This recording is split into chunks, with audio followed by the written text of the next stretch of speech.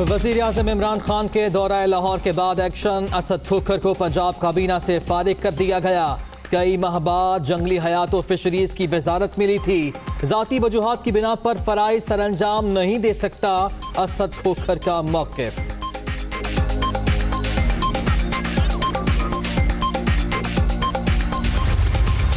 बुज़दार हुकूमत की कोई कारकर्दगी नहीं। 2 साल के दौरान पंजाब में एक ईंट तक नहीं लगाई गई। इलेक्शन से पहले कायदे-आज़म अप्रैल पार्क पर काम 90% मुकम्मल हो चुका था। नून लीग के मंसूबों पर तख्तियां लगाई जा रही हैं। अतातार की मीडिया टॉक।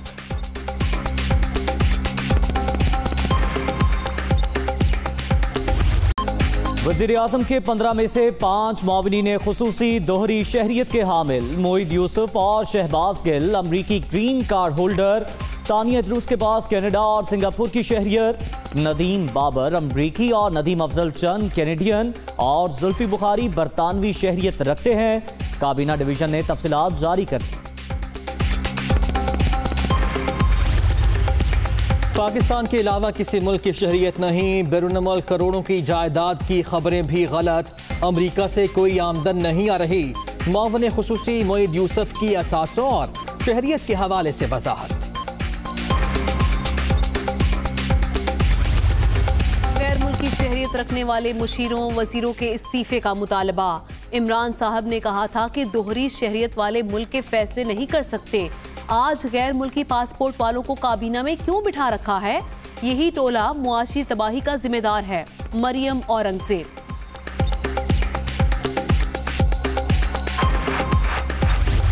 दिलवाने के लिए हर फोरम पर लड़ते रहेंगे। आज के दिन कश्मीरियों ने पाकिस्तान के साथ इल्हाक की करारदाद मंजूर की थी। वज़ीर आज़म इमरान खान का कश्मीरी अवाम से यकजहती का इजहार। कश्मीर के मसले पर हमें तकसीम नहीं कर सकती। सदर आज़ाद कश्मीर सरदार मसूद खान का तकरीब से खिताब।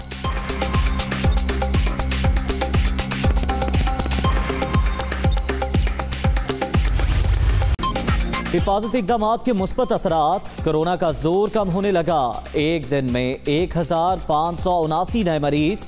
मुल्क भर में 2,63,496 शहरी मुतासिर। मजीद 46 अफराद जाँ बहक। अब तक 5,568 अमवात। सिंध में 1,12,118। पंजाब में 89,793 मरीज। खैबर पख्तूनख्वा में 31,890। बलोचिस्तान में 11,424 केसेस। सिंध में 10 साल तक की उम्र के 3,249 बच्चे कोरोना से मुतासिर। कोशिश करना होगी ईद उल अज़हा पर केसेस में इजाफा ना हो। शहरी गैर जरूरी तौर पर घर से ना निकलें। तर्जुमान मुर्तज़ा वहाब की अपील। वज़ीर आज़म ने महदूद वसाइल में कोरोना का मुकाबला किया। इमरान खान का अज़म और साबित कदमी बेहतरीन कायदाना सलाहियतों का सबूत है। NCOC और एहसास प्रोग्राम मुअस्सर हथियार साबित हो रहे हैं। शिबली फराज।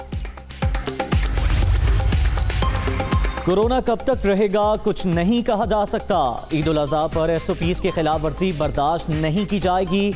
समाजी फासले बरकरार रखने में ही आफियत है। वज़ीर आला पंजाब उस्मान बुस्तार। लाहौर में आंधी के बाद बादल बरस पड़े। इस्लामाबाद गुजरावाला में भी मूसलाधार बारिश। फैसलाबाद और गोजरा में छतें गिरने के वाकयात में 7 अफराद जख्मी। मरी गलियात, अयूबिया और नथिया गली में जल थल 1।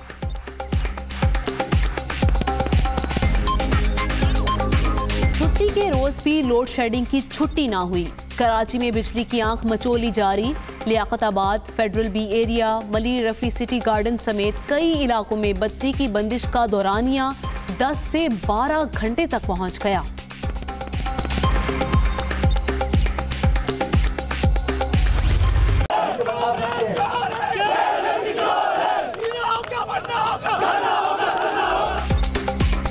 बारह साल में सिर्फ 1000 मेगावाट का इजाफा के इलेक्ट्रिक रोशनियों के शहर को अंधेरे में धकेलने का जिम्मेदार। आए रोज एहतजाज से भी इदारे का किबला दुरुस्त न हो सका। ओवर बिलिंग के मसाइल शहरियों के लिए वबाले जान।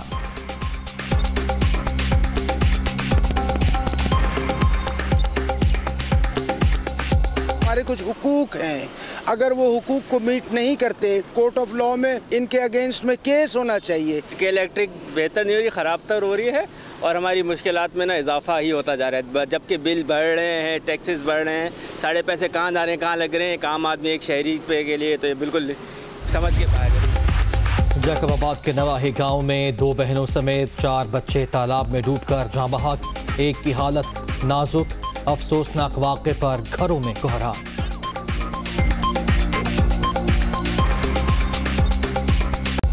इंसदादे पोलियो मुहिम कल से दोबारा शुरू करने का फैसला। 8 लाख बच्चों को कतरे पिलाए जाएंगे। पहले मरहले में फैसलाबाद, अटक, जनूबी वजीरिस्तान, कराची और कोयटा के कुछ इलाके शामिल। कोरोना की वजह से मुहिम 4 माह से मुतासिर थी।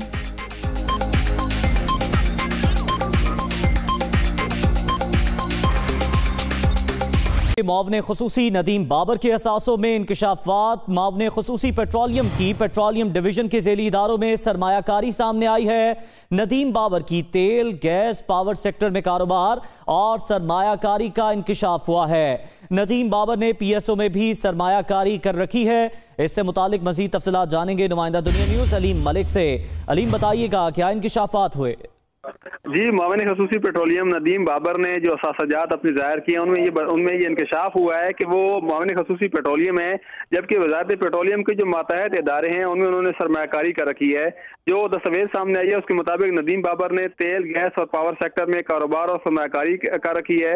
नदीम बाबर के पास PSO में भी सरमायाकारी की हुई है, जबकि सुई नादरन और सुई सदन जो गैस कंपनियां हैं उनमें भी सरमायाकारी की हुई है। इसके अलावा जो OGDCL और PPL में है, उस PPL में भी नदीम बाबर जो है मामले खसूसी पेट्रोलियम उनके शेयर्स हैं। नदीम बाबर के पास PSO में 500 और OGDCL के 500 शेयर्स के मालिक हैं। इसके साथ साथ जो सुई नादरन और सुई सदन जो दोनों गैस कंपनियां हैं उन शेयर उन्होंने खरीद रखे हैं।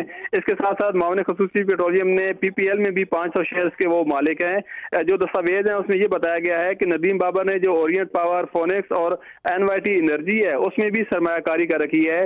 जो ओरिएंट पावर, सबा, फ्यूचर एनर्जी पार्टनर्स में भी उनका जो है कारोबार है। नदीम बाबर के पास जो ओरिएंट पावर कंपनी है उसमें उन्होंने 95 करोड़ रुपए का जो है वो उनका कारोबार है, जबकि इसके साथ साथ जो ओरसन सोलर पावर है उसमें जो है 13 करोड़ 30 लाख रुपए का कारोबार है। क्योंकि वो मामले खसूसी पेट्रोलियम है तो ये एक नया इंकशाफ है कि उन्होंने जो वजारत के मातहत इदारे हैं जिनके बारे में उन्होंने फैसले करने हैं उन्हीं इदारों में उन्होंने सरमायाकारी भी कर रखी है। जी ठीक है अली मलिक, आपने तफसीलन अपडेट किया, आपका बहुत शुक्रिया। उधर अपोजिशन ने दोहरी शहरियत वाले मुशीरों और मुआवनाने खुसूसी दोहरी शहरियत पर कई सवालात उठा दिए हैं। नफीसा शाह ये कहती हैं कि सिलेक्टेड वजीर आजम बेनकाब हो गए, जबकि शरीर रहमान ने कहा कि मामला इमरान खान का नया यू टर्न है और मरियम औरंगजेब ने कहा कि गैर मुल्की शहरियत वाले मुशीरों और वजीरों से इस्तीफा लिया जाए।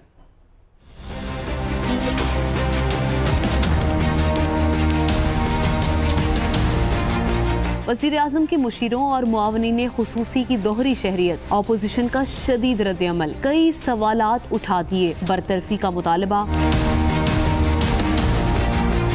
पीपल्स पार्टी ने मामले को इंतहाई हसास और वजीर आजम का नया यू टर्न करार दे दिया। नफीसा शाह कहती हैं कि अमरीकी शहरी मुईद यूसुफ को कौमी सलामती समेत हसास मामला तक रसाई देना इंतहाई तशवीशनाक है। नदीम बाबर के पेट्रोलियम कंपनीज में शेयर मफादात का तसादुम है, सिलेक्टेड वजीर आजम बेनकाब हो गए। शेरी रहमान ने वजीर आजम इमरान खान को आड़े हाथों लिया। उनका कहना था कि इमरान खान माजी में दोहरी शहरियत के हामिल काबीना अराकीन की सख्त मुखालफत करते थे। उन्होंने सवाल उठाया कि क्या दोहरी शहरियत के लोग अब नया पाकिस्तान बना रहे हैं? अगर वजीर आजम को मालूम नहीं था तो ये मजीद तशवीश की बात है।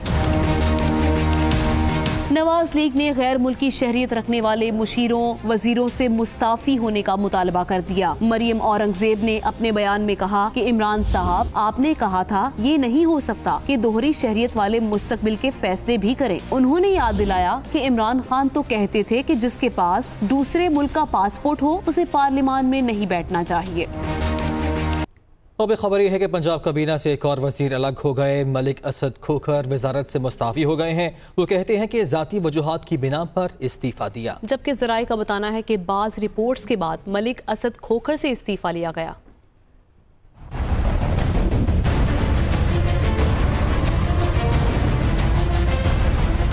वज़ीर आज़म के दौरे लाहौर के बाद सियासी इंतजामी तब्दीलियां जारी। गुज़श्ता रोज 2 ब्यूरोक्रेट्स को ओहदों से हटाया गया। अब पंजाब के वजीर तहफ़्फ़ुज़ जंगली हयात व फिशरीज मलिक असद खोखर पंजाब काबीना का हिस्सा नहीं रहे। मलिक असद खोखर पंजाब काबीना से मुस्ताफी हो गए। इस्तीफे के मतन में कहा गया है कि ज़ाती और सियासी मसरूफियात की बिना पर बतौर सूबाई वजीर वाइल्ड लाइफ एंड फिशरीज फ़राइज़ मजीद अंजाम नहीं दे सकता, इसलिए मेरा इस्तीफा मंजूर कर लिया जाए।